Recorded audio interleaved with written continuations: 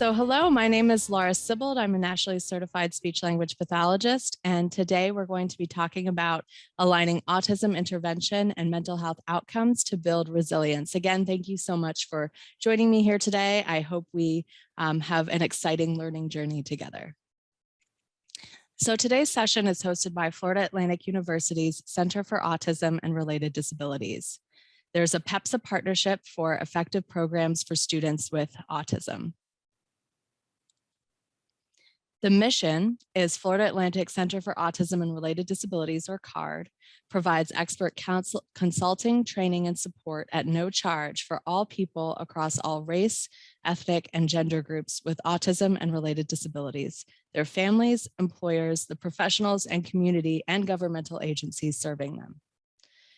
FAU CARD's vision is that it provides support and assistance with the goal of optimizing the potential of all people across all race, ethnic, and gender groups with autism and related disabilities. So where do they serve? 5 counties: Indian River, St. Lucie, Martin, Okeechobee, and Palm Beach. And there's 3 offices in Boca Raton, Jupiter, and Port St. Lucie.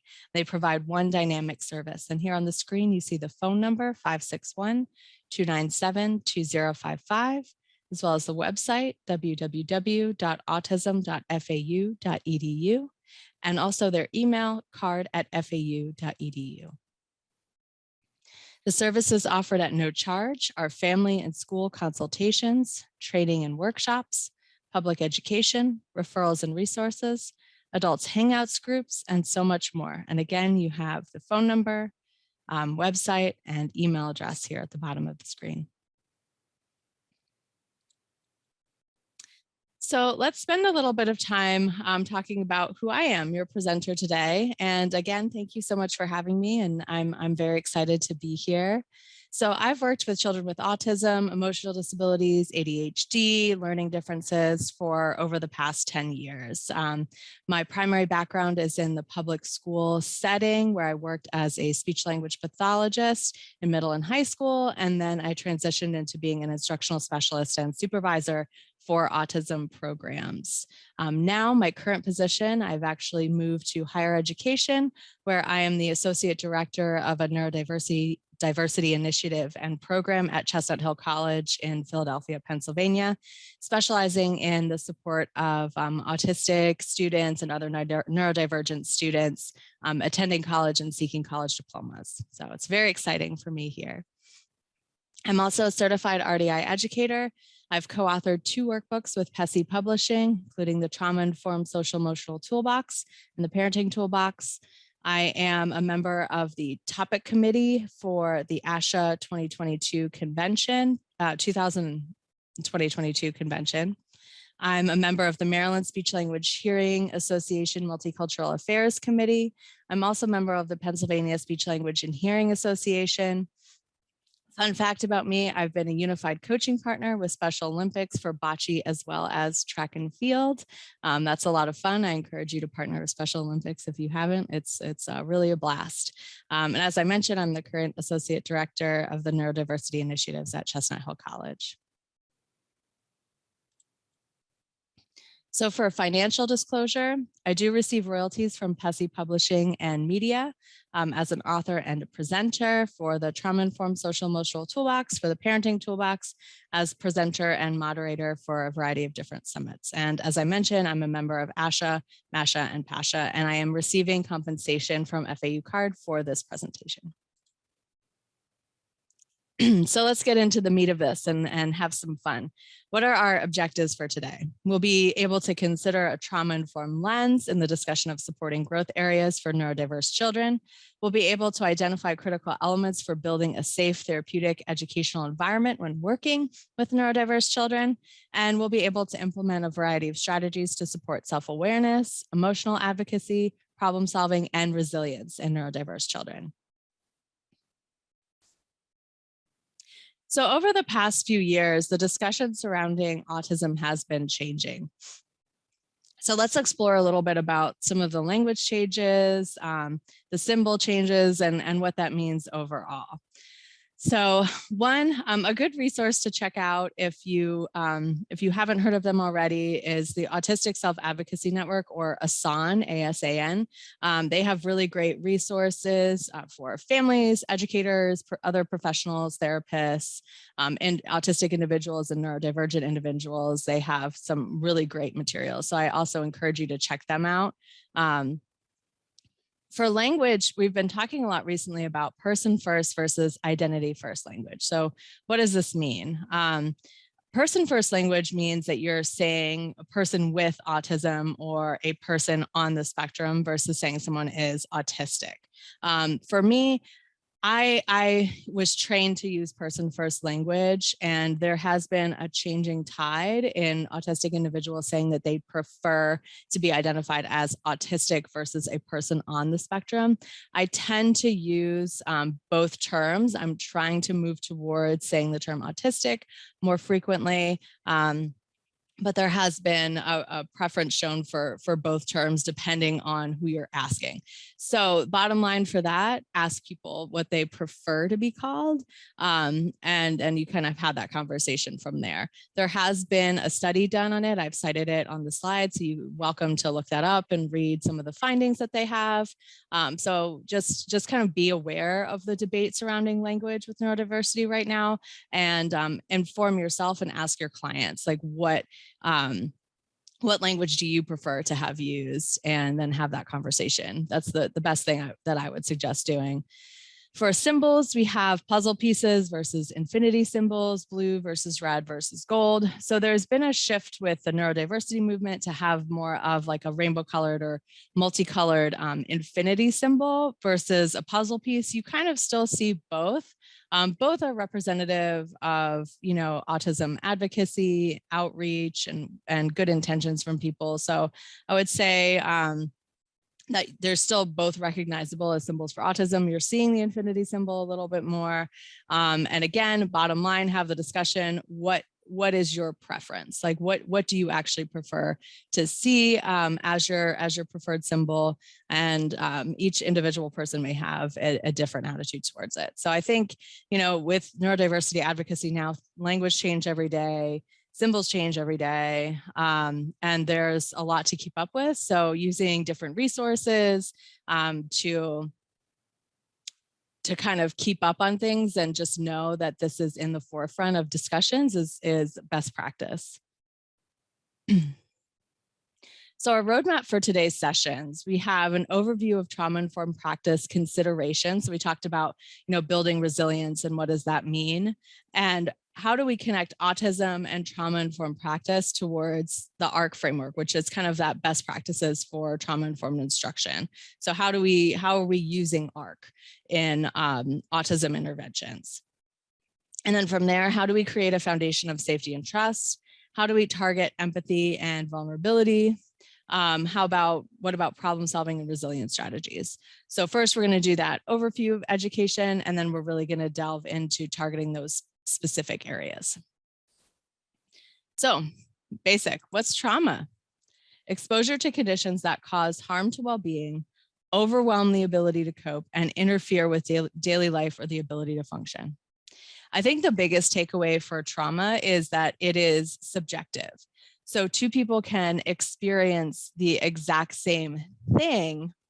One person might have an adverse reaction to it. It's a response to it, and another person might not be impacted at all. So trauma is not the event itself. It's actually the response to the event after the fact. And that's really critical to know, because that's why if, two people have, COVID-19 is a great example. A lot of people have experienced interfamilial adversity or maybe a loss of job in the home, where the response to that for some individuals may be that they have a trauma response, whereas other individuals do not. And it's not because the event is different, it's the same event, it's the response. And that's the part that's actually the trauma is the response. And that's why it's subjective. So you're experiencing the same thing with very different outcomes, depending on the skills and strategies that are within that individual. The post-traumatic growth opportunities, essentially. So a lot of people now have probably heard about ACEs. So ACEs are adverse childhood experiences. So an example would be abuse, neglect, household challenges, including incarceration, substance abuse, or mental health concerns as well.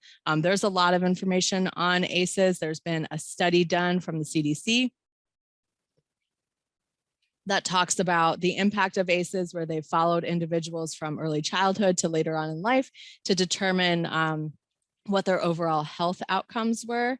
Now, I think what's really surprising about ACEs and almost difficult to fathom sometimes is when they looked at the survey data to find out how many people have actually reported an adverse childhood experience. It wasn't, 10% or 20% of the population have identified these ACEs. It's actually 61% of the population. So, best practice for working with youth right now overall, and that number is pre-COVID-19. So, I'm not sure that they've published it yet, but they could have a higher incidence of that 61% now post COVID-19.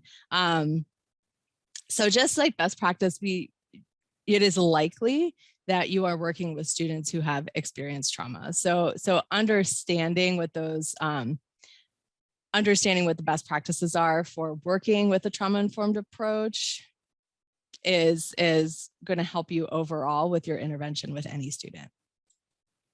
Okay, so COVID-19 and ACEs, like as I mentioned before, there's increased interfamilial adversity, amplified toxic stress, indirect lingering social and economic impact on family stress. So just because, you're seeing more return to work, we're moving out of the pandemic phase. So sometimes it's hard to say. It seems like every day there's something new going on, but so this impacts of this are ongoing. So it's not just like when people are vaccinated or et cetera, like we're just moving on. There's indirect lingering social economic impacts for families. And it is disproportionately affecting low income and ethnic minority populations as well. So what they found for COVID-19 is that it does increase the likelihood of ACEs or adverse childhood experiences. So I mentioned that they don't have the numbers yet of what percentage increase, but they're reporting that there has been an increase because of COVID-19.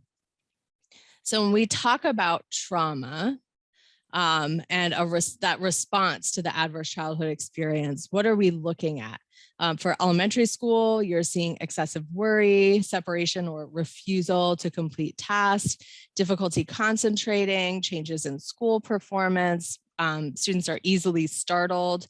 There may be communication difficulties or self-regulation challenges. For secondary or middle and high school, you're worried about safety, changes in academic engagement, withdrawal from social activities, discipline issues, truancy, as well as anger are some of the things that you're seeing when you have a concern about trauma. Now, I mentioned my background before. I was working in K-12 as a therapist and instructional supervisor.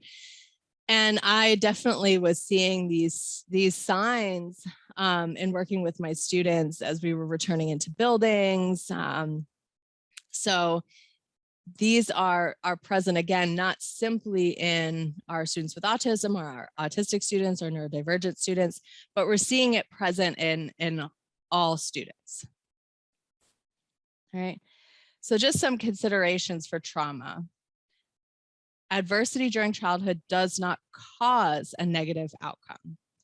So just because something happened, death of a parent, incarceration, substance abuse concerns, neglect, that does not cause the negative outcome.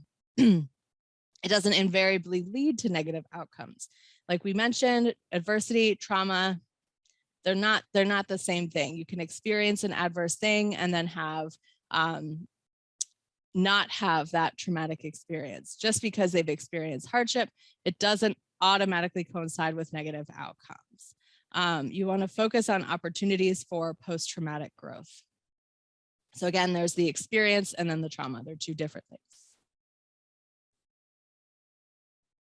So what actually makes an experience traumatic? You have individual factors like your previous experiences. So if you've had multiple adverse childhood experiences, okay, you have a higher likelihood.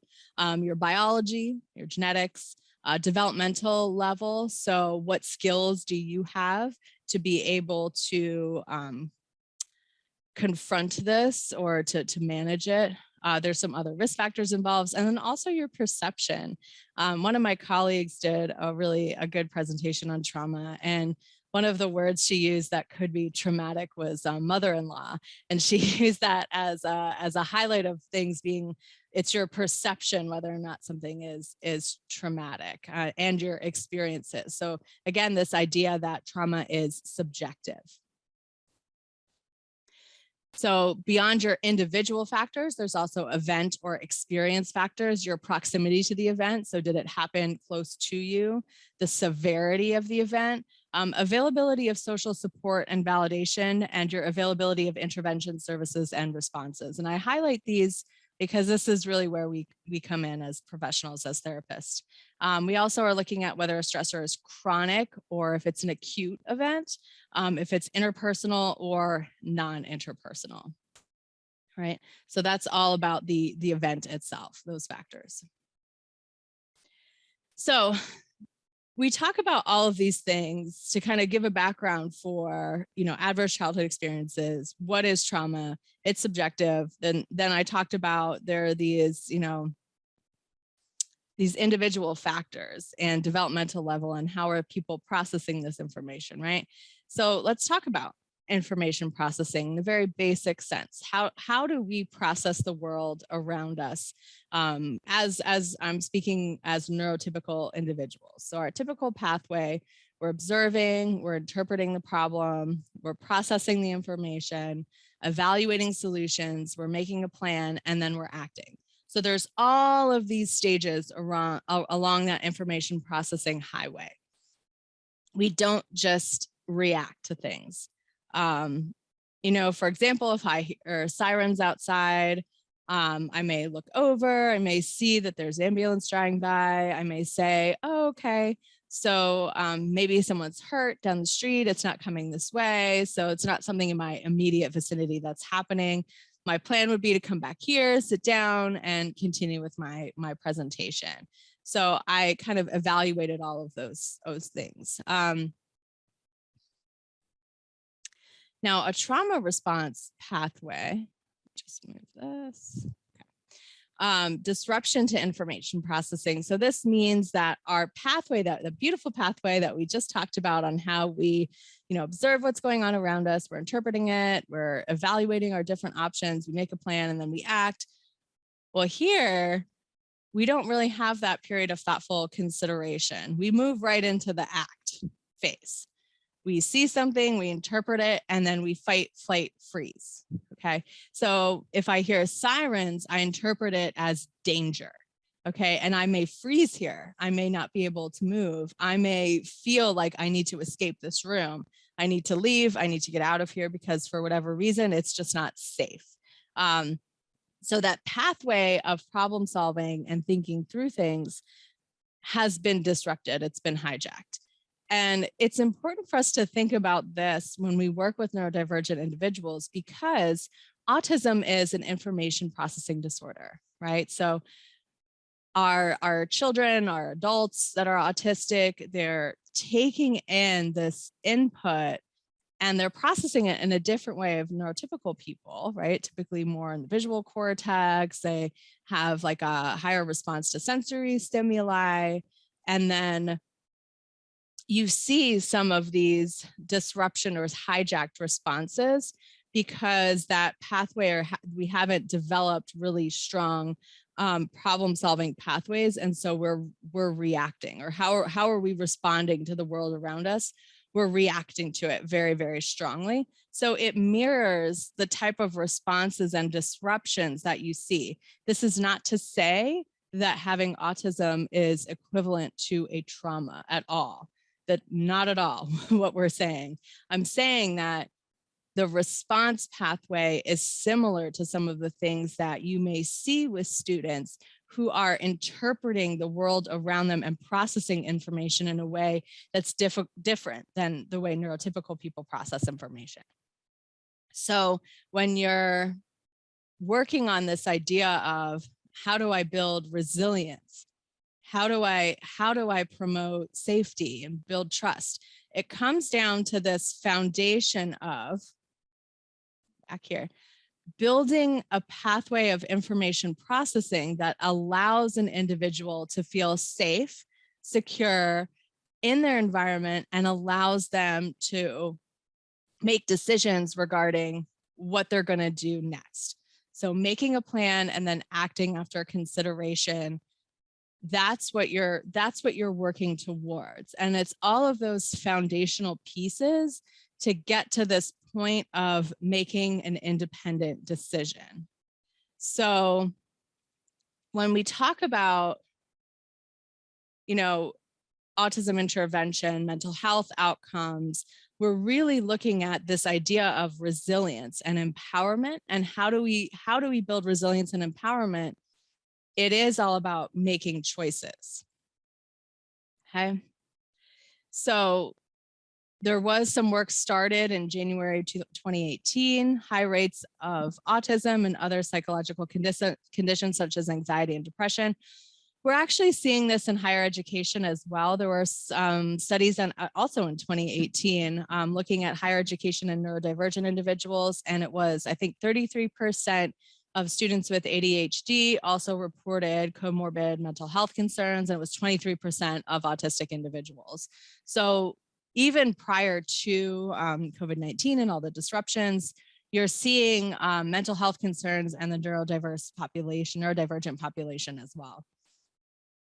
So what you're seeing here, mounting evidence for stress, trauma as a risk factor. So the response of an autistic individual, what they're starting to look at is if the response for an autistic individual to trauma is the same as the responses you always see with neurotypical children, or if you may also see some other behaviors or things going on that you may not suspect a trauma response because you're looking at the child being autistic or neurodivergent, but it's always best practice to have the trauma-informed lens to move forward, because that ultimately is building that resilience and empowerment and choice-making strategy. So they're saying essentially trauma-focused assessment strategies, trauma-focused interventions are the best way, whether or not you know if an individual has experienced trauma or not, whether they're on the spectrum or not. Excuse me. So autistic individuals can present with different signs of being impacted by trauma. So we always want to move forward with that trauma-informed approach and thinking critically about our treatment practices, because a trauma-informed approach is always geared towards supporting the child, supporting the individual, making sure that they're not being re-traumatized, making sure they're in a safe space, we're allowing for growth, and then we're not worried about whether or not we have to consider trauma because we're already factoring it into our best practices.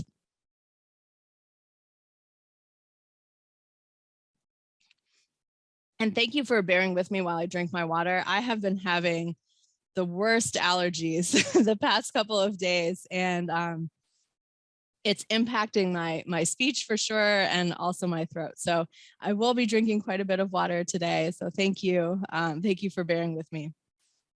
Now, we want to consider the individualized needs of our clients when developing treatment protocol. What are some of the co-occurring, or are there mental health needs that we also need to be addressing? We want to use evidence-based practices for trauma-informed interventions as well as autism interventions. You don't just do one or the other. By having a lens on both, you're really addressing those mental health concerns, and you're not running into issues where, oh, I'm only working on this and completely ignoring these other factors. Now, I'm going to come back consistently to this idea of empowerment. It's all about client choice, client-led. Resilience means the ability to make an independent choice. I'm I'm resilient because I'm choosing to respond and react. And I've made an informed decision based on the skills that I've built up. Those self-regulation skills, it could be my perspective taking skills, it could be that information processing pathway. All of those things come into play and making a choice, whether or not I want to initiate an interaction with you or not. Those are all empowered choices. Those are all client-led choices. So sometimes that kind of goes against the grain. We want to be in charge of our sessions, but no, if we're empowering our children, our students, we want them to be able to be independent and make those choices themselves. Because ultimately that's what they're going to need to do out in society, out in life. Okay. So when we look at trauma-informed approach targets, we consider emotional regulation, executive functioning, theory of mind and perspective taking, as well as social emotional language. Now, these are a lot of the times very similar to what we do with our autistic individuals when we're doing therapeutic interventions with them. So you see some alignment between these trauma-informed approach targets as well as what we would do in interventions for autism. Why do I mention this? It's because, again, incorporating the trauma-informed lens, incorporating the idea of resilience and empowerment is critical to not only these trauma-informed targets, but to targets that you're already working on typically with autistic individuals. And we work on building safe and collaborative spaces to avoid re-traumatization. And that leads us to that first step of building a foundation of trust and safety.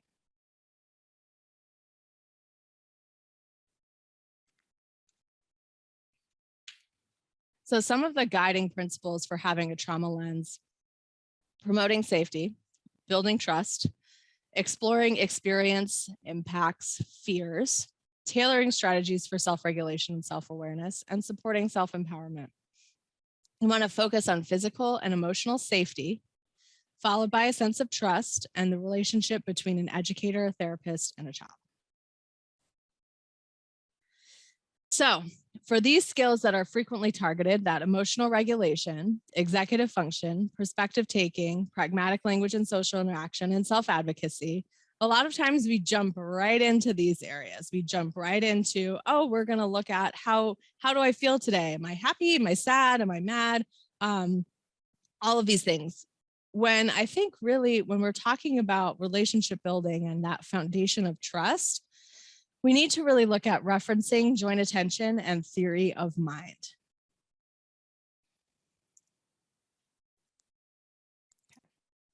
So what is social referencing? I know this is a recorded presentation, but I want you guys to think about whether or not, if any of you have children, and what it was like when your children were first born and they're looking at you and they're kind of trying to gain feedback from you. So maybe they're reaching for something hot and your face goes like, and they kind of put their hand down, or they're starting to walk and they kind of keep looking back over at you to say, is this okay? Can I do this? That's a skill of social referencing. Neurotypical learn to reference their parents in order to gain confidence in exploring their world. And without this skill, neurodivergent children really struggle with this ability to share in experiences with others without that social referencing, without that glancing back and saying, is this okay? Can I move forward? Exploring in their own environments is, oh, this is new. I feel safe and secure. I can go out and explore. I can go out and search out new things. To co-participate in activities. I'm going to share this and do this with a friend because this is new and this is fun for me. If you're not referencing and you don't get that feedback from another individual, even another child, it's hard to go about and do those things. Seeking autonomy, being able to try something new for yourself or explore something new for yourself. It's hard if you don't have that foundation of safety and you don't feel like I'm in this trusting relationship with another individual. I really can't do these things. So when we think about this idea of social referencing, it really becomes critical to set the stage of a child being able to socially reference you, to understand that there is a bond of trust there, that I can help you move forward and I'm helping you feel safe in this environment, so that you're building a foundation to start working on more complicated skills like, self-regulation.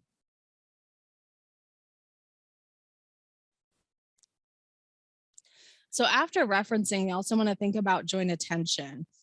Joint attention allows for development of full language abilities. We want to share an experience to be able to sustain attention to a common element. We want to use preferred tasks as specialized hobbies. Great way to work on joint attention. So if you're both coloring, okay, passing the same crayon or the same colored pencil back and forth with periods of pausing when you're each holding that utensil, instead of making it a task about coloring, I'm making it a task about shared attention on one item and passing that item back and forth. And maybe I'm going to use this pen here. If I pass this and the child starts to take it, I may not let go. Okay. So what is that child going to do automatically? They're going to look up and then smile. Oh, I'm really enjoying this activity. I'm having fun working with you today. Little things to kind of make someone aware that there's another individual there. I'm not putting a lot of demands on the situation. I'm not focused on the task of coloring itself. I'm really focused on the task of going back and forth with another individual and having that individual reference me and look at me and start to know that I'm a person in their space, not necessarily demanding anything of them, but I'm someone who is here and who can be trusted. And if we go back for a second, we look at this idea of social referencing. You're incorporating that in the activity I just described with that, passing a pen back and forth or a colored pencil. We can also do this when walking with an individual. If you're holding hands with a child and walking with them, and let's say that they kind of are starting to walk a little bit quickly, you can slow your pace down so that when they start tugging on your arm, pulling you forward, you can pull back and they again turn around to look at you and you smile. Oh, gosh, you're walking really fast today. I'm feeling like I'm walking a little bit slower. Again, it's not about getting there. It's not about the walking or safe walking. It's about the experience of walking together.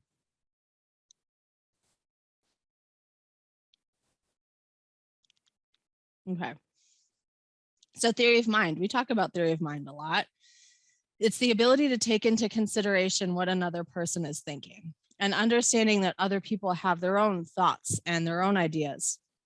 It's critical to have models of your theory of mind, to model your thinking aloud. Eventually, when you get up to causal relationships and cause and effect, and if we throw this over here, what could be the outcome? If we make that choice, what's the impact of that decision-making process? Modeling your thinking out loud helps that initial model of theory of mind. And again, when you start building that relationship with the social referencing and the joint attention, what you're talking about here is that trust of, oh, I'm going to model how I feel in this moment because I'm building trust with this individual. When you put the dishes away, that made me feel really happy. Okay, if you're doing functional activity, I'm really frustrated that you didn't finish your homework last night. Again, highlighting a feeling. You're not requesting anything of the individual. You're just making a statement and modeling your own theory of mind. Or I'm a little frustrated that I have to clean all this stuff up, anything like that. You're modeling that clear theory of mind, modeling through language. And we'll talk more about how we can use models with visual supports coming up in a little bit, because that's critical to kind of express. But the idea of theory of mind being a precursor for that trusting and guiding relationship, that's what we're really looking at here with that social referencing, joint attention, and models of theory of mind. It's building a foundation of safety and trust, so that when you are moving forward with problem solving pathways, with building empathy, those other core tasks that we use a lot of times as therapeutic outcomes for either a trauma-informed approach or for autism intervention, you're really lining up with those core practices first, that foundation of safety. So all of these skills are benefiting from a strong guiding relationship between the clinician, the educator, and the child. And these guiding relationships are foundational elements to move from co-regulation to self-monitoring and self-regulation. And they're the building blocks towards the ARC framework, making independent choices, being self-aware, and not hijacking your processing system. Okay. So again, considerations for a trauma lens.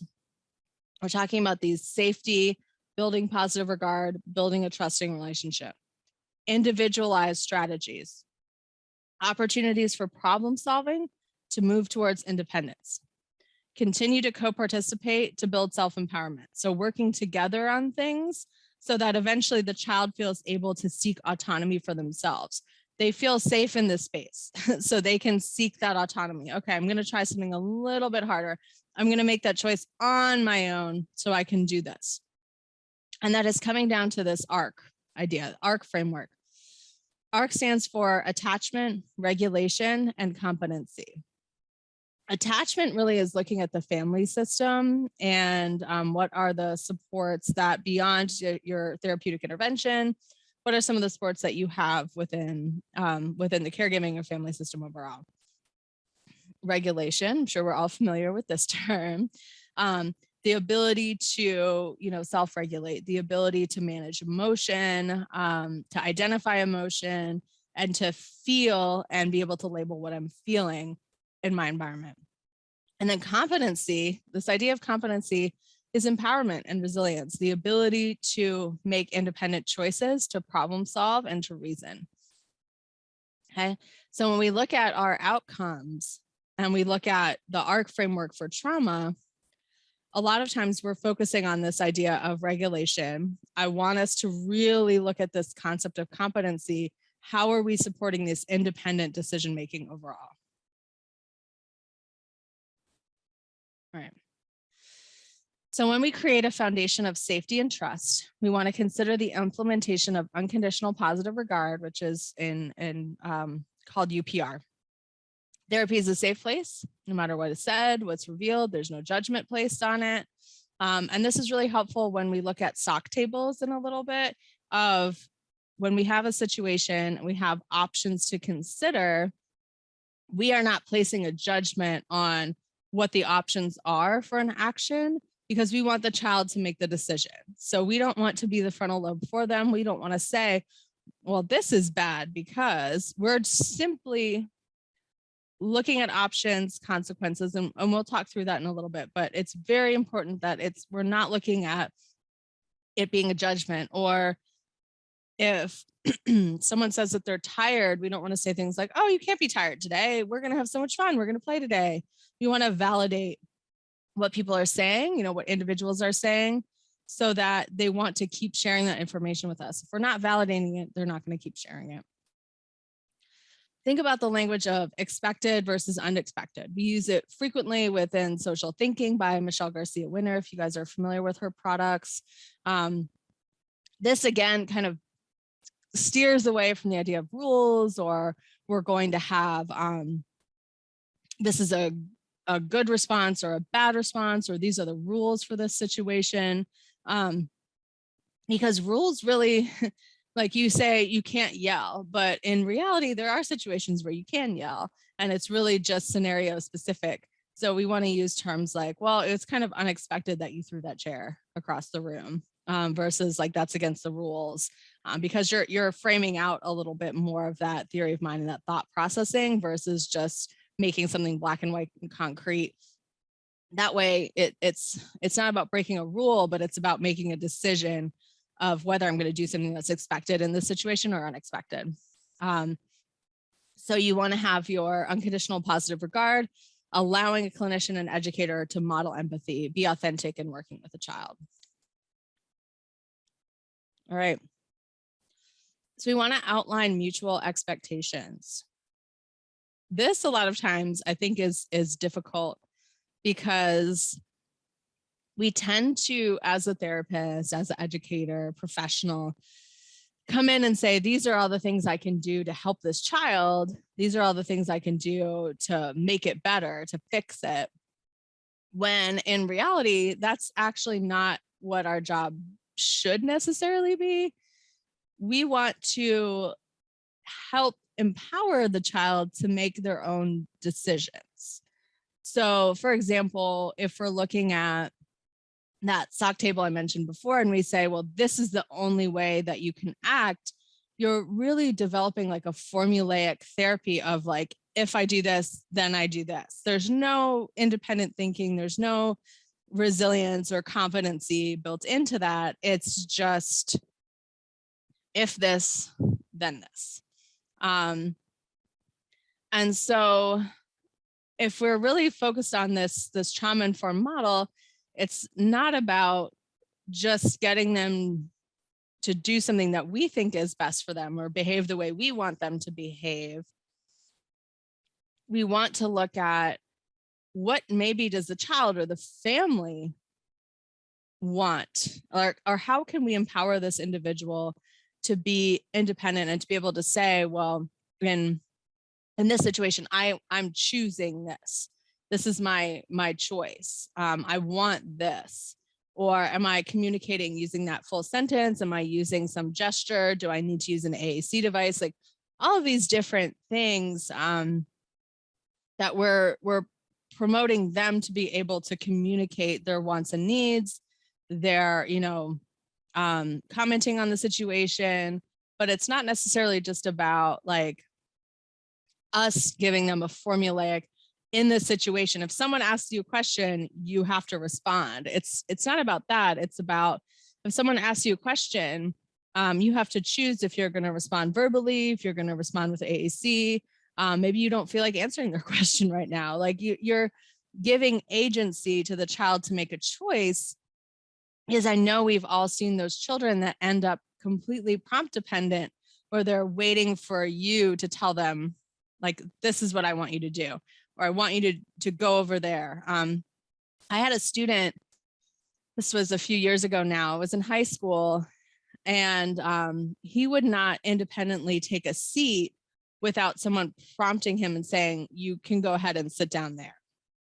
And so he would stand and look at the chair, and he'd just wait and wait and wait, and would never initiate.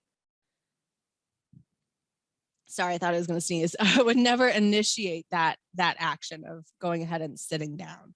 So I remember in one session, I was like, okay, we're gonna go. And I have this really fun activity planned. I started pulling some things out that we were going to do together. And the student kind of came in and he stood over next to the table by the chair and he waited. So I practiced social referencing. I looked over at him, I smiled. I said, I'm really excited to be able to work with you today. I'm excited that we're going to do this together. And he was looking at the chair and he was just waiting, kind of looked over at me, looked at the chair. He was doing really well with the social referencing piece. And so we start both looking at the chair. So that joint attention. Oh yeah, there's an empty chair there. What I was not going to do was do that explicit prompt, which would be pointing at it, saying, go ahead and sit down. I did go at one point and pull the chair out and sit back down. And I waited again. I waited for about 8 minutes. This child finally sat down. And after that session, every time it took less time. And then finally he came in and was initiating sitting by himself.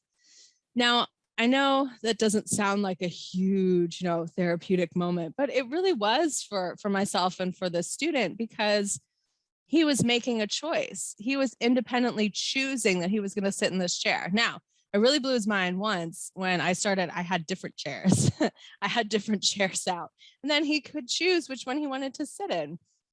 And so it became something that it was exciting for him, that he got to choose this chair. He got to choose like the different pencils that he was going to do an activity with. He was choosing which activity we were going to do. All of those things were about agency and about independence. And it was letting him have a say so that he became more confident in his ability to execute a task, to do something, to interact with someone. And it progressed him in the school environment very much because he was able to initiate. So when we talk about mutual expectations, we want to think about not just what do I want this child to be able to do, but how can I help this child be independent in choosing what they're going to do? If your child is older, what goals do they have? Are they able to articulate those to you? Are they able to tell you, the things that they want to do, what they're interested in? I remember another student who I had all these great ideas about this, that, and the other thing. And he was like, Miss Sibbald, I want to go on a date. Like, that was his goal. So trying to, consider that in what I was doing and how I was helping with that motivation as well, to keep him invested in the work that we were doing. All right, you want to use strengths-based approaches. Use what the child has skills to improve. Nobody wants to work all the time on the thing that they're terrible at. That's no fun for anybody, and it's not motivating. So use the skills that they have to improve on their growth areas. Recognize that you're a partner. This is a guiding relationship. What does unconditional positive regard look like in your session? How are you modeling it? Are you writing it down? We're going to talk about visual mapping strategies and perspective taking. All of those things are really critical. Make abstract discussions concrete by writing down information. Now, I've used a couple of examples of this throughout my presentation, and it's declarative language. Declarative language is a really, really powerful tool. It inherently supports this idea of student autonomy and student independence. So we're used to using imperative language a lot. Prompting, questioning, directives, do this. How do you feel today? What would you like to do today? All of these questions, they demand some kind of response. So either from a question standpoint, you have to provide a verbal response, you're pointing, there's some kind of action involved with you. The same with a directive. Sit over there. Go get this. Those require, comprehension of the information being presented, and they require you to then do something after the fact. So think about your friendships, your relationships overall with people. How many of them are built on the idea of imperative language, of telling someone what to do, asking and peppering people with questions constantly? It's not natural. And I see a lot with families of autistic individuals, and they want to have that connection. They want to have that back and forth with their child.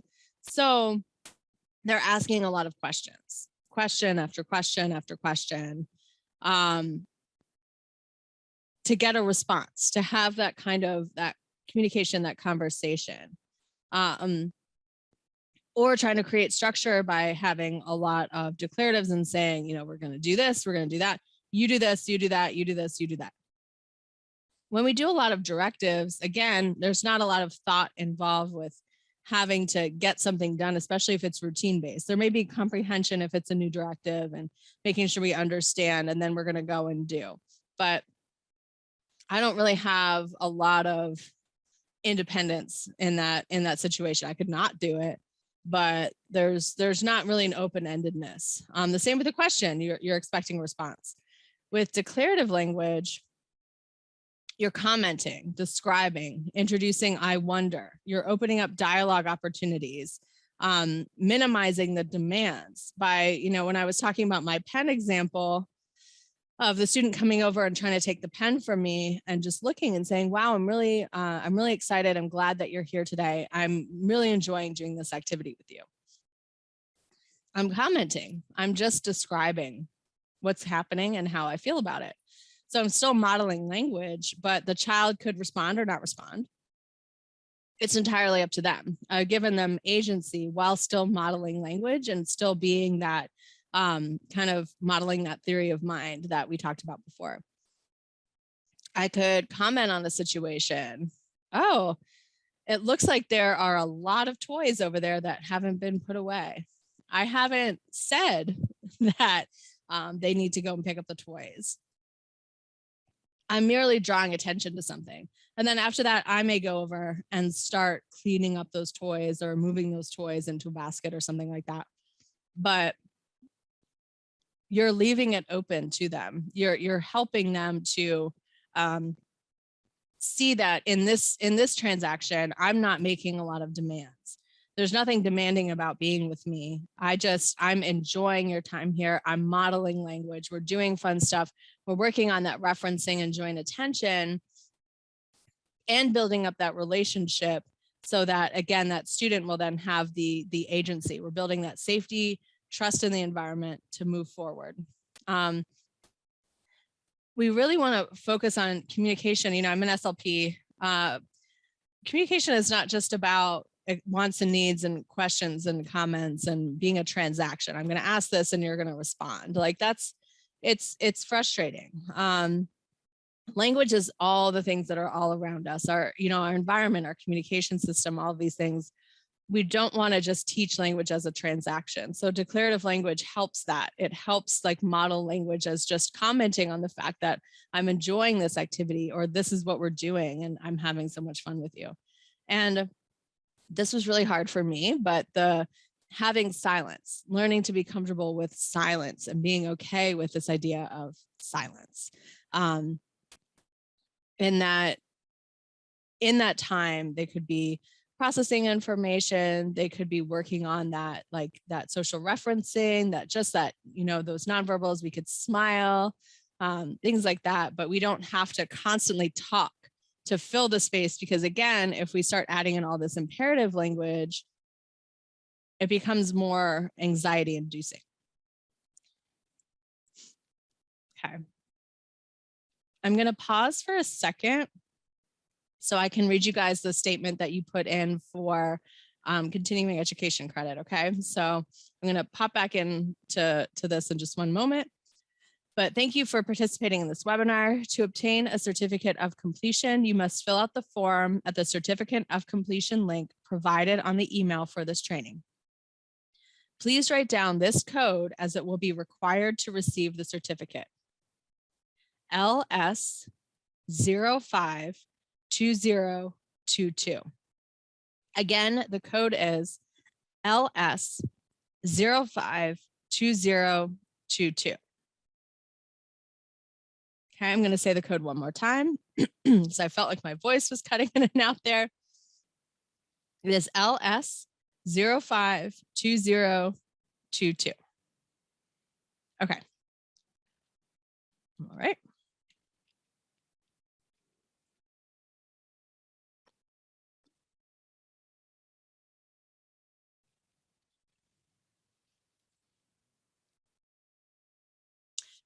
Okay. So when we are looking at a safe mindset baseline, I talked before about the importance of using visuals. So visuals make abstract information very, very concrete. We're going to go through a lot of examples of different visuals in this presentation, so you can get an idea of what are some things that I can use to talk about safety to make abstract concepts more concrete. And that's keeping in mind the idea of best practices for autism intervention is to use visual supports. It is to aid in that natural processing of visual information versus just presenting auditory information where we know it kind of goes in one ear and out the other. It's harder to process. And so this is a little bit more user-friendly, if you will. So safe mindset baseline. It helps to know where a child feels that they are not safe, where they're kind of in the middle, and where they feel safe and sound, because then you can also model some of those things in your own therapeutic practice. If there's different times of day, different spaces, individuals, like being away from certain noises, or maybe before or after a meal, those different pieces can contribute to a feeling of safety. And we can ask the questions, what does it look like? We can do drawing activities. What does it feel like? And what does safety sound like? And then how do we help with this advocacy of what do we do when we feel uncomfortable? what do we do when we need help? Of course, we look at this as an advocacy goal. We're always kind of training that either touch a button or like a, picture communication symbol that will say, I need help. But first we have to understand what it feels like when we don't feel comfortable or we're not safe in our environment. So that's what we're really looking at here. What do we do when we feel uncomfortable? And what do we do when we need help? And by identifying those feelings and putting them into kind of icons or colors, just to help build that understanding. So these are some tools that I've used, in sessions with students or getting feedback from family members or other teachers or other professionals, like skills inventories. How easy is it to trust others, to create friendships, maintaining friendships, setting boundaries with others? And here I use these kinds of icons to take away some of the language demands sometimes. So this concept of like a positive thought being a sunshine, an anchor being like something that I'm doing to help support myself. So if you're using visuals in your classroom or your therapy practice, your anchors could be some of the activities that you do or the self-regulation tools that a child is using. They could be like kind of captured as like having an anchor icon on them. And so you're taking away some of the language demands, again, increasing the agency. You can have a child choose, like, do I want to pick an anchor item right now? Do I want to pick a sun item? Do I need to take a break? And you're increasing that opportunity for independence by allowing them to make those choices. And those icons are really helpful because it starts to just kind of build that awareness and minimize the language-based demands, the verbal demands. Okay, another visual using a safety pyramid. It just depends on what the preference of your child, what they like to use. Now, we talked about building trust. Trust is really interesting when we're talking about friendships. And this is why these concepts of, social referencing and peer interaction become extremely important, because friends, what does it mean to be a friend, or teaching friendship, or we teach social interaction, right? We're talking about, well, this is how you initiate a conversation, but we need to talk about also, who do we initiate conversations with? It's not just about the act of, I ask a question and you respond. It's that other thinking skill of who do I trust to have these interactions with? Who is someone that I can initiate a question with? And that's part of that social referencing and building rapport and understanding what it feels like to have a co-regulation relationship and to have this like no demands, and I feel comfortable, I feel safe here, and we can start looking at these other aspects. I've used contracts if you're doing kind of group therapy interventions where you're setting expectations and you're using visuals to do it. I'm going to share information. I'm going to explore my feelings. I'm going to talk about feelings, and we can agree or disagree to do these things. And you can write these for yourselves. It doesn't have to be stuff like this. It just matters what you're working on in session with that child. And then the other person, I'm not going to interrupt. It could be you. It could be a peer group member or something like that. I'm not going to judge. And then if you need to be more explicit, what does that look like? What does that feel like? What does that sound like in those situations? Because sometimes we need to break it down more than just I will not, but actually show and explain what that looks like. So this one, what does trust look like? What personal traits do other people have that resemble trust? And I gave examples of being a good listener, being reliable, being respectful. So this again is giving that independence to the child. What does trust, what does it mean to you to trust somebody?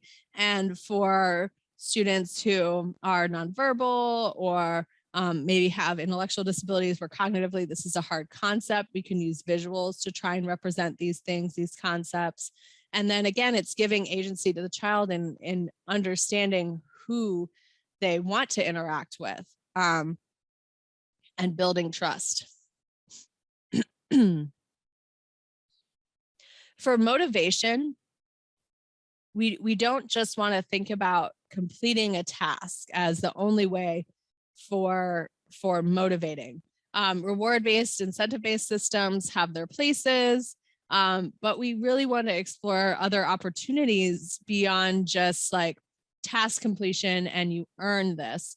Because again, that goes to that idea of transactional communication and transactional interactions. And we don't want communication or your relationship to be about transaction. It's not about, I need this from you. It's not about, you need to do this. It's about that idea of competence. A child is being given the ability to choose what they're doing and how they're interacting, ultimately leading to that problem-solving pathway, right? So we're trying to get that understanding of causal relationships, that understanding of emotions, emotional language, what is happening in my body when I'm reactive, when I'm really escalating and I need to be able to self-regulate more. I need to choose some tools to help with my regulation right now. So all of those things leading to this problem-solving pathway, right? So it's not just about task completion or transactions. It's about the pathway itself and the interactions that you have that show, you know, hey, I'm having a really a great time with you right now, to show that it's not just about demands within human interactions, because then a child's not going to be motivated to interact with someone else if they think the only purpose of interaction is to obtain something or to or because someone wants them to do something. That's not what human interaction is about. Okay. Development of that relationship is what really allows for opportunities of meaningful growth along that idea of moving forward with problem solving. We want to use declarative language here for sure. These are great opportunities to build motivation using that declarative language and giving the child opportunity. So for some of our older students, therapy can be a really safe place to talk about mistakes they've made or a time that they were disappointed, because relationships are complicated. Again, you know, friendship is not just about, I'm going to ask a question, or I can only talk about my specialized interest for 3 turns and then I have to make a different choice. It's about, you know, understanding that we are not always perfect, that we do make mistakes, and that other people may make mistakes, and I have to choose whether or not I want that person to be my friend again. So we're having purposeful, evaluative discussions surrounding emotions, surrounding actions. We're setting up concrete supports to guide that connection between feeling and response. So thought bubbling, this is where, again, our visual mapping strategies come in, perspective taking comparisons, series of steps or expectations to build back trust. And that, again, that's leading the child to making their own decision. You're not the one saying, well, if someone does this, this, and this on the checklist, then you should be friends with them. It's, you know, what do you think they would need to do? And then it's your choice to build back that friendship. What about the risk of a loss of trust completely? Did someone do something and you feel like you can't trust them anymore, ever? Okay. So a trust ladder, I love this visual because it's the idea of someone, they can start on the bottom of the ladder and then work their way up, and you can have visuals here for either who is most trusted or what someone does to make them the most trusted. And again, someone can be like, you know, students can say the craziest things like, oh, well, if they give me a bunch of Pokemon cards, that means that they're the most trusted for me. Okay. Interesting. And that, you know, brings us to those situations where we want to intervene and be like, no, that's a terrible idea. But it's not having a judgment in that thought process, but guiding through the discussion of those things, of saying, well, what about like if someone gave you Pokemon cards, or if someone did this, like which one to you is more exemplifies more this idea of trust. And then again, you're building that agency. So people can move up and down the trust ladder. This is fun to do with groups. It really is, it provides for interesting group dynamic to see who's moving up and down the ladder, who has the most trust, who has the least trust. and why, and the rationale for those things. All of these skills are building that social emotional competence, this idea of self-reflection, self-awareness, and perspective taking. These are these core skills that we're working on, but all of these are about making choices, right? So this goes to this idea about problem solving, that independent problem solving pathway, and building those skills into an activity like this.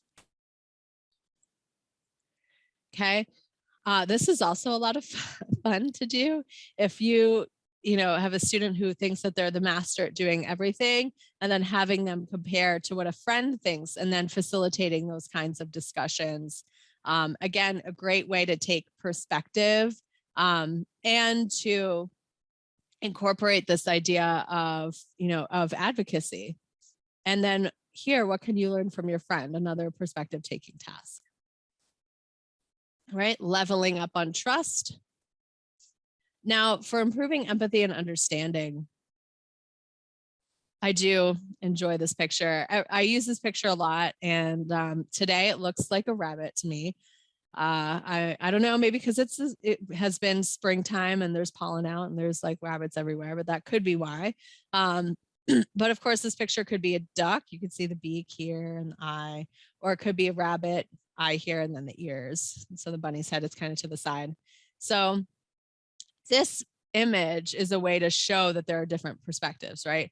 So for activities to improve empathy and understanding, it's not about telling someone what they see. It's about asking, it's about encouraging that discussion, using group scenarios, predicting feelings. And we're not talking about, oh, that feeling is wrong, or it doesn't make sense that you feel this way. It's about the discussion. It's about letting that child have the agency. I have some literature examples here too, if you want to take a look at those. Empathy mapping, we talked about thought bubbling before. These definitely are excellent tools consistently. I'm a master at doing little stick people with my thought bubbles, and what is someone thinking versus what can we say, and kind of guiding those discussions as well. Those are really fun to do with groups. So when we're doing problem solving tasks, and I do honestly believe that everything can be a problem solving task, you kind of just build them in naturally to your interventions. You're reinforcing the typical information processing pathway. You're recognizing, identifying problems, considering solutions, planning, and then acting. And by modeling these things and showing visually how we kind of break down and make these decisions, that leads you to, rebuilding that problem solving pathway. So what we've been looking at before, building that foundation of safety and trust using visuals, building up empathy, so perspective taking and understanding the feelings of others, and then now taking those skills and plugging them into actual problem solving tasks. Definitely causal relationships we really want to be mindful of, and explicit discussion of emotions connected with problem solving. So this is the SOC table I had mentioned earlier. So we look at a situation, what are our options, what are the consequences, what choice am I going to make? And then after the fact, you can come back and evaluate and then maybe revise the choice. So I think we want to talk about how this is not the tool to use when a child is in crisis, when they are really struggling, they're highly dysregulated, they're very frustrated. We're not coming in with our visual to try to, what situation are we in? What are the different options? That's not the moment. What I recommend in situations like that is that we want to, again, decrease our demands and be quiet. We don't want to increase the demands, increase the anxiety. We want to be reflective of in our language and kind of keep ourselves quiet and model that stance of calm and not escalating, the situation. So we're recognizing that a child is in distress. We don't necessarily want to ignore them entirely, but by saying, don't do that, don't do that, don't do that, or trying to just simply constantly redirect, we may be actually escalating the behavior. So I've found that kind of being quiet, engaging maybe in a child's preferred activity, and maybe just making, a statement of, wow, I see you're really frustrated. I'll be here when you're ready, is at least helpful in starting that de-escalation. And then we work on these problem-solving pathways after the fact. And then we kind of keep going through and considering revising. So, if a situation occurs, we talk about the situation. Maybe it's, well, for, some of my students now, it would be, well, I got a bad grade on a test, and I don't think that I should have. I think the professor was wrong. They gave me the wrong grade. So the options are what? You could yell at the professor, you could ignore it, you could email the professor, you could go to our office hours and speak with them. And then you do the consequences of each of those options. And then what choice do they ultimately feel is the best one? Now, again, you are not putting yourselves in these options. You're not putting your own thoughts into it. You may help guide the thought process, but you don't want to say, well, this is the best one or that's the best one, because this is a time where we really want to see them make their own decisions. So again, visuals are really helpful here. Having a calm, relaxed mindset reminds students that, again, we don't want to come in that fight, flight, or freeze response, because then we're going to have that reactive response. We want to have a calm and relaxed mindset. So that comes with the regulation part of the ARC framework. How are we looking at our regulation tools? And what are some of those things that we're building in to get to this calm and relaxed mindset? What are the tools that I'm choosing to use to get to that mindset? Okay, shifting between mindsets. Again, this is where we would put in our coping strategies. When we're reluctant, how do we shift from reluctant to relaxed, from reactive to relaxed? What are we doing to help those shifts? And these are just visual mapping strategies to help make that concept concrete, because this is something that a child can take with them. Okay, facilitating calm problem solving, frustrated, or 1 to 5 levels. You can use faces, you could use 1 to 3 if 5 is too many. Saying it's valid, it's okay to be upset. Is it an emergency? This idea of size of my problem, size of my reaction. Okay, your feelings are valid, you're really upset right now, but your reaction level is up here, when really maybe the size of our problem is down here. We need to just kind of be mindful of that and just guide through some of that discussion for how we come to those decisions. And then energy, tone of voice, body language, and proximity all convey information. Now we have opportunities for new learning. This is part of what I was saying when there's problem solving that occurs every day. So we have static learning versus dynamic. Static learning opportunities, familiar, routine, well understood, memorization tasks, brushing our teeth, putting the toothpaste on the toothbrush and brushing, getting dressed in the morning, setting up a breakfast, or those are all routine tasks, passing out papers, maybe, where we turn something in. It's something that's very, very familiar. Now, dynamic learning opportunities allow for functional problem solving, even during the most mundane tasks. So you could lock the door to a classroom or the therapeutic room that you're using and just let it be. Just kind of wait it out and see what the child does. That's a problem solving opportunity. You can't get into the room because you've probably always opened it for them. So what do I do in this situation?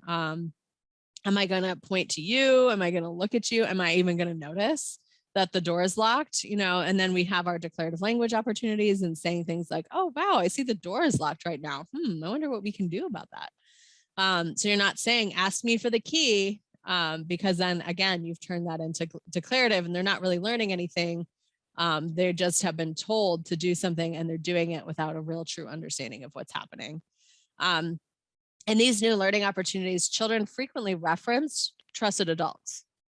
So they kind of look at you so you can prompt and guide in ways that are more indirect to help facilitate that problem solving. Expectant delay, really powerful. Waiting. I remember I waited 8 minutes for my student to sit down. So there's tools here that are, part of a therapeutic arsenal for sure. Visuals. We've talked a lot about visuals. So taking abstract concepts, making them concrete. Use of a visual to explain concepts creates a permanent reference, means they can go back to it constantly. And then it carries over all of this information to be more independent so that you don't have to consistently prompt a student. They're able to access their visuals and prompt themselves. Here, you can see visuals for emotional vocabulary skills. I love doing these kinds of paint chip activities because they have colors built in. And this was an elementary school check-in where, the Elmo was on a little clothespin and you could kind of move it to what, emotional level the child was in. They identified it themselves. And so it uses, some of our common words, angry, happy, but then also introduce some other concepts as well. We can use coping cards. And then enhancing emotional vocabulary terms. Over here, I use these icons for terms that were relaxing terms. So this was a cloud icon for relaxing, cool, calm, collected, whereas the squares were more the flustered terms. So again, like kind of capturing those as icons as well so that you could use the icons for other therapeutic tasks. Having a range of regulation, being just right, being in that kind of growth mindset, being a little bit over the top or angry, there's tears, there's physical distress. And these are, tools that you can use to help the child like identify for themselves. You can have them move the face to where they feel that they are. And it's to help build awareness. Using a thermometer here, I actually created this for self-advocacy, and these all lead to independence because this tool identified from the bottom, he could work independently, and this was about asking for help in the classroom. I can work independently, and then all the way to the top, it was too much and I need to take a break. So in the middle, you'd have, let me look at my notes, let me ask a teacher, let me work with a friend, but this helped the student identify for themselves what they needed so then they could advocate for it. Again, working with that competence idea. So for our empowerment strategies, we build choices into daily practice, we validate experiences, we tap into student interests, we use Socratic questioning, allow for creative expression, and we have feedback and reflection opportunities. So we always want to hear these choices and validation consistently so that the student starts to feel empowered. And when they're empowered, they are able to be independent decision makers. Self-monitoring, using visuals such as checklists. We looked at a couple of those, rubrics, exemplars, and scales. We want to model these practices, and that helps with that transition to independence because they have the tools in place. And allow children to choose the self-regulation practices that work for them, because then they're more likely to use them, they feel empowered to use them, and they'll learn to advocate for them. Okay. So when we talked about the ARC framework and that first attachment piece, so carrying over with families, so all these wonderful strategies that you start using, you're using your trauma-informed lens, you're improving mental health outcomes overall, you're navigating autism intervention to create this empowered child, but then it all goes by the wayside in the home environment. So you want to kind of share the strategies that you're using, model those strategies, use consistency and implementation, share goals, what you're working on, encourage those declarative language practices at home, those dynamic learning opportunities at home, because there's a ton of them that you can use in the home environment.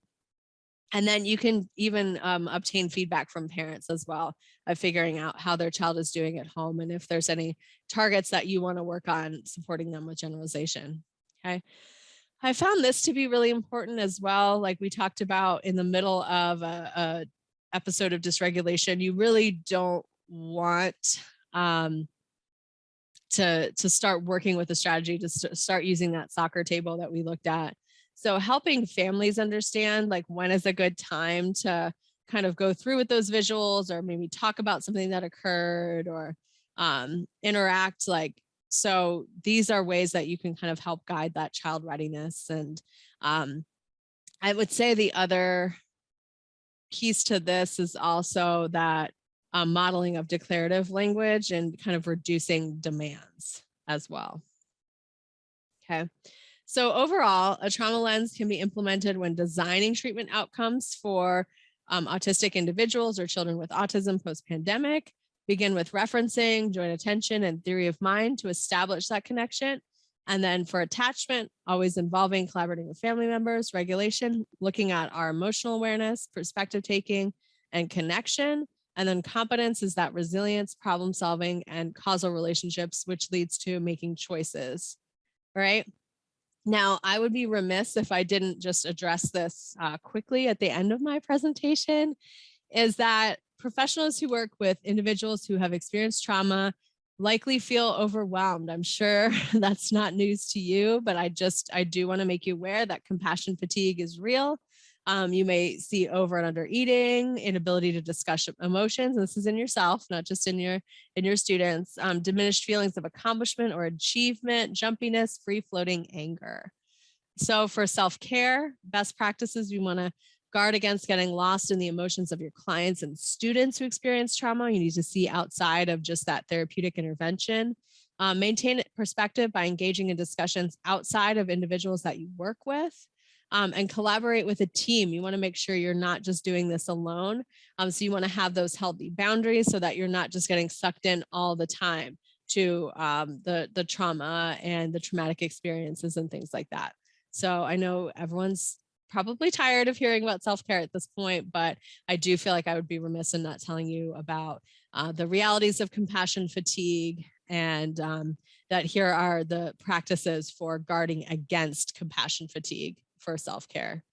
So again, thank you for joining me today. I do apologize for my voice at the beginning of the session. I think it took just a little bit to get warmed up.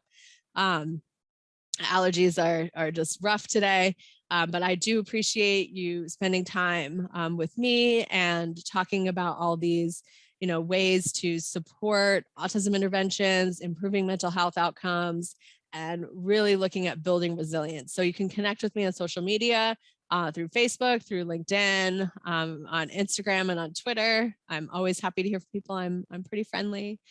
And here are my references as well. There's some really, really great articles. And if you're really interested in declarative language, I definitely would check in with Linda Murphy's book. She did a wonderful job looking at that. Okay. I also did list my own resources here, the books that I had mentioned publishing. If you're interested in those, that's where my visuals came from. And then some additional references here as well. So thank you so much for attending, and for Florida Atlantic Card for hosting me. Again, their contact information via phone, 561-297-2055, email card@fau.edu, or www.autism.fau.edu. Thank you, everyone.